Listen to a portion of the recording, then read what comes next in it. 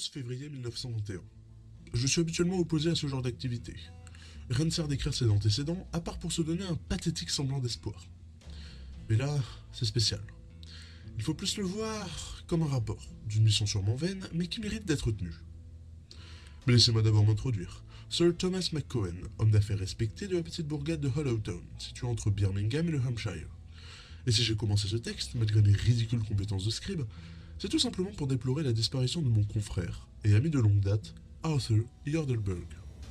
Il serait ainsi, je suppose, de bon ton de replacer ces faits dans leur contexte.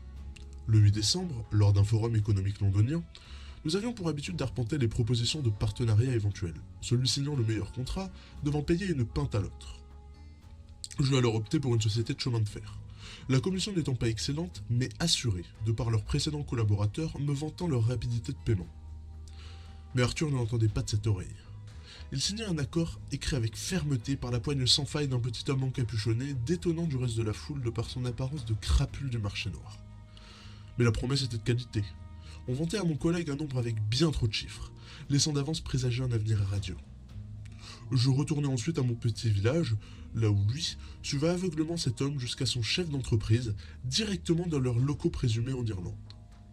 Depuis, je tente, en vain, de lui envoyer des lettres. N'ayant pas de réponse, j'ai tenté de me tourner vers sa mère. Selon elle, son fils aurait seulement disparu, sans préavis, du jour au lendemain.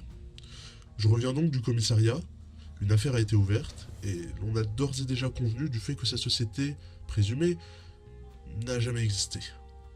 Le revoir un jour semble déjà n'être plus que chimère espérée, mais j'espère sincèrement qu'elle saura se concrétiser.